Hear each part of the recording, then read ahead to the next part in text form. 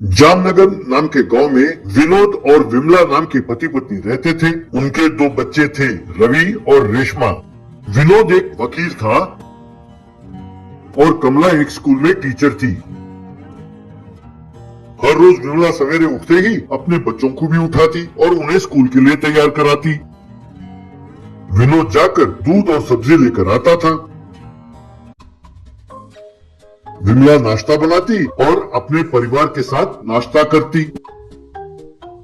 उसके बाद सबके लिए टिफिन डब्बों में खाना पैक करके देती। उसके बाद विनोद बच्चों को स्कूल बस में बिठाता था। उसके बाद विनोद और विमला घर को ताला लगाते और चाबी को घर के बाहर गमले के नीचे छिपा कर रखते। विमला स्कूटी पर और विनोद बाइक पे अपने अपने काम के लिए चले जाते। विनोद अदालत में अपनी दलील पेश करता और विमला स्कूल में बच्चों को पढ़ाती थी। शाम को जब बच्चे स्कूल से लौटते, गमले के नीचे से चाबी निकालकर घर का दरवाजा खोलकर घर में चले जाते।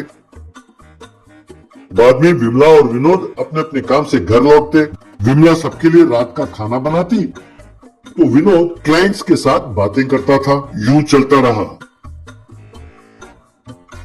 लेकिन विनोद और विमला का आपस में नहीं बनती थी। जब देखो लड़ते रहते थे। ये बात बच्चों को बिल्कुल पसंद नहीं था। विमला, हाँ, ये खाना बनाते बनाते मैं तो परेशान हो गई हूँ। अरे तुम्हारा क्या, घर आते हो तो लोग आते हैं, उनके साथ बातें ही करते रहते हो। विनोद, बकवास बंद करो। वो कोई मेरे दोस्त नहीं है जिनके साथ मैं गप्पे लड़ाता हूँ। वो मेरे क्लाइंट्स हैं। वो जो पैसे देते हैं उसी से अपना गुजारा होता है। ज्यादा बकवास करने की कोई जरूरत नहीं है। और ये खाना बनाना कौन सी बड़ी बात है, हैं? जरा सवेरे उठकर दूध और सब्जी लाओ तो जाने, तब तुम्हें छठी की दूध याद आएगी। विमला, हाँ हाँ, दूध और सब्जी लाना बहुत बड़ी बात है ना। हाँ, ये काम तो कोई भी कर सकता है। एक बार खाना बनाकर टिफिन डब्बा पैक करके तो देखो, तब पता चलेगा। यूं दोनों आपस में लड़ते रहते थे। ये देखकर दोनों बच्चे सिर पकड़कर बैठ जाते। एक बार रवि, अरे बहन, ये क्या है? जब देखो अपने मम्मी पापा लड़ते रहते हैं। मैं तो इन दोनों की लड़ाई से तंग आ गया हूँ। पता नहीं कब बदलेंगे ये दोनों। रेशमा, हाँ भैया, मैं भी बहुत परेशान हूँ। अब पता नहीं इन दोनों में कौन सही है कौन गलत, लेकिन मुसीबत तो हम दोनों को झेलना पड़ता है। रवि, सुनो, इन दोनों की लड़ाई बंद करने के लिए मेरे पास एक बहुत बढ़िया प्लान है। कहकर उसने अपना प्लान समझाया। रेशमा मान गई। बाद में दोनों बाजार में जाकर एक बहुत बड़ा कटहल खरीदा और घर ले आए।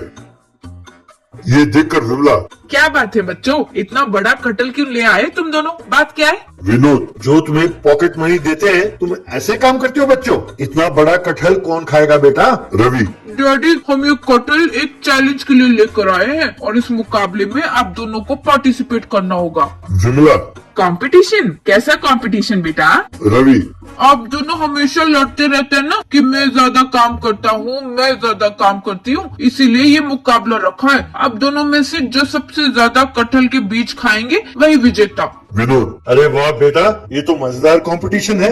इसमें जीत मेरी होगी। मैं इससे ज्यादा काम करता हूँ, इसलिए जीतूंगा मैं ही। विमला, हाँ हाँ, ये सब कुछ नहीं होने वाला। जीतूंगी मैं ही, क्योंकि मैं होशियार हूँ। इस तरह दोनों बच्चों ने मिलकर टेबल पर कटहल के फल से बीज को अलग किया और उसे एक प्लेट में रखा।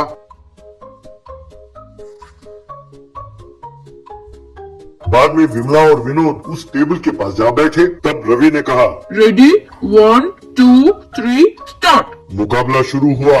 विमला और विनोद एक दूसरे के साथ मुकाबला करते हुए बीज एक के बाद एक खा रहे थे। थोड़ी देर बाद उनसे और खाया नहीं गया। उन दोनों ने अपना अपना पेट पकड़ लिया और पेट दर्द शुरू हो गया। विनोद, हाय रे, अरे पेट में बहुत दर्द हो रहा है। विमला, हाय रे, मैं और नहीं खा सकती, बहुत पेट में दर्द हो रहा है रे। हाय रे, पेट दर्द।